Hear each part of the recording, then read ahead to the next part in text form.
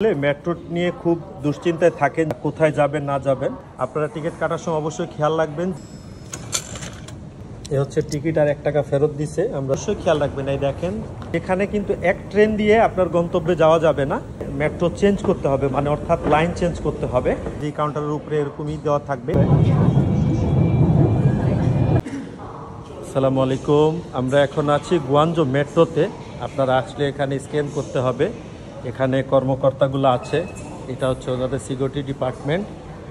আর আমরা এই মুহূর্তে আসলে অনেকেই গুয়াঞ্জোতে আসলে মেট্রো নিয়ে খুব দুশ্চিন্তায় থাকেন যে আসলে কোথায় যাবেন না যাবেন। এটা হচ্ছে মেট্রোর টিকিট কাউন্টার।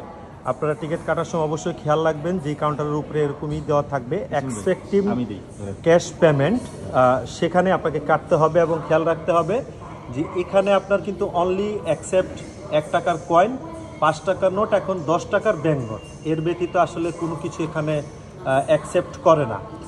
তো আমাদের সাথে আছেন আমাদের লিটন ভাই, ইসমাইল ভাই। এখন লিটন ভাই টিকিট কাটবে। এখন টিকিট কাটতে গেলে আপনাদেরকে সর্বপ্রথম ক্লিক করতে হবে। এখান থেকে আপনারা দেখবেন যে আসলে যে এখানে 3টা অপশন আছে, 3টা অপশন থেকে সবসময় মাঝখানেরটা দেখবেন, এটা এই যে গুয়াঞ্জো মেট্রো লেখা আছে। গুয়াঞ্জো মেট্রোতে ক্লিক করার পরে আপনার কাছে এরকম একটা আইকন আসবে, এখানে প্রতিটা লাইন আছে, আপনি আসলে কত নাম্বার লাইনে যাবেন। যদি এখানে না থাকে তাহলে আপনারা এই যে মোর অপশনে দিলে ডিসপ্লেতে চলে আসবে। আমরা যাব এখন 6 নাম্বার লাইনে।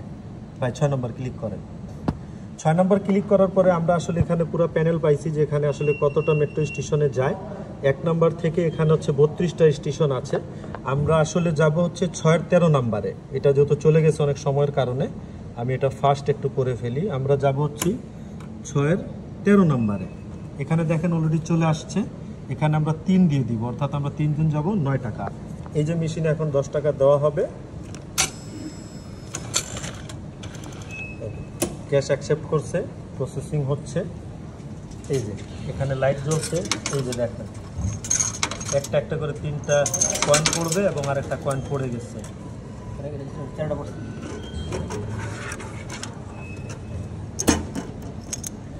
এ হচ্ছে টিকিট আর 1 টাকা ফেরত দিছে। আমরা জনপ্রতি এখন একটা একটা করে টিকিট নিয়ে নিব। আর পরবর্তী প্রসেস হচ্ছে আসলে বাংলাদেশে যে মেট্রো আছে মেট্রোর মতোই প্রসেস। আমি আগে ঢুকি, একটা মিনিট আমি আগে যাই ওদিক থেকে আপনাদেরকে ভিডিওতে দেব। সেম প্রসেস, দেশি প্রসেস। এটা করলে খুলে যাবে।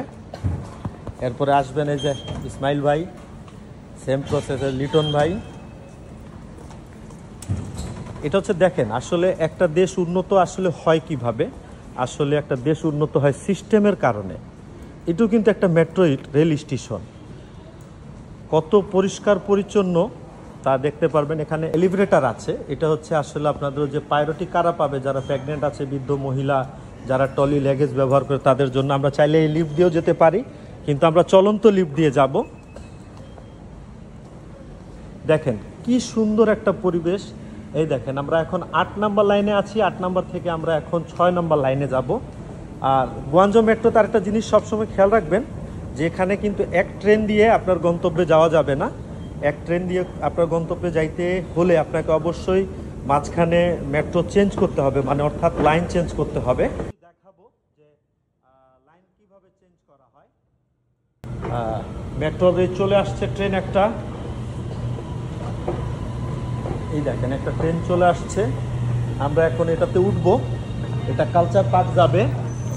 আমরা কালচার পার্ক যেয়ে মেট্রোটা চেঞ্জ করবো। একটা জিনিস খেয়াল রাখবেন, আপনি যে স্টেশনে থাকবেন ওই স্টেশনেরটা আইকন লাল থাকবে, ওখান থেকে আপনি যেদিকে যাবেন ওটা পরবর্তী স্টেশনটা দেওয়া থাকবে।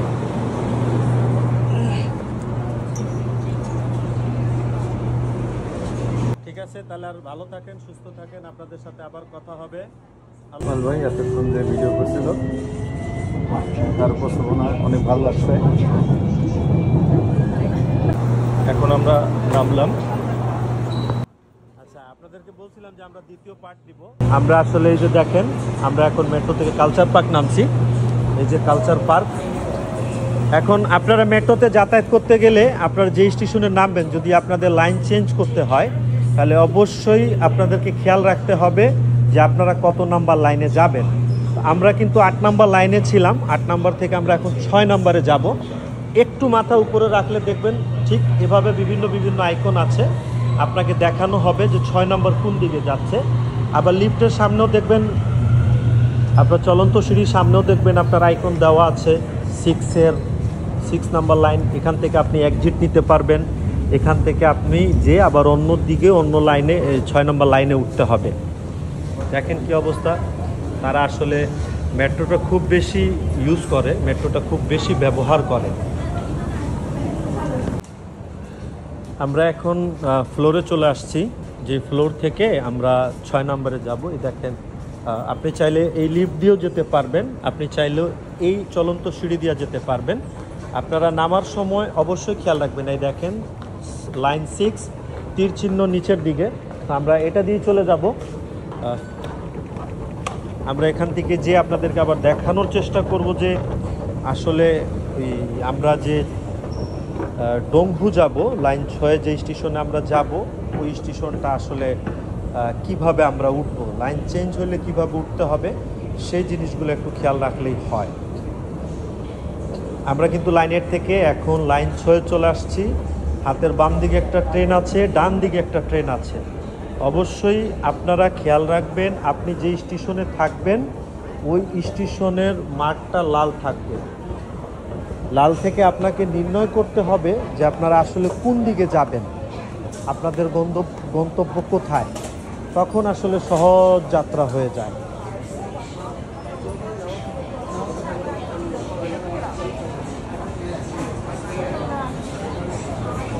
এই দেখেন, এখানে আবার যারা নামবে তাদের জন্য লাইন ওয়েট হচ্ছে উপরে অন্য দিকে। আপনাদেরকে আরেকটা জিনিস দেখাই, যেটা বারবার বলার চেষ্টা করছি, যে আপনারা যে স্টেশনে থাকবেন ওই স্টেশনটা দেখবেন লাল মার্ক করা থাকবে। আমরা আছি এখন কালচার পার্কে, কালচার পার্ক থেকে আমরা এখন চলে যাব ডোংভু 6-13 নাম্বার, অর্থাৎ আমরা তীর চিহ্ন যেদিকে আছে আমরা ওদিকে যাব। এই জিনিসটা খেয়াল করবেন যে লাল থেকে আপনার মেট্রো স্টেশন কোন দিকে,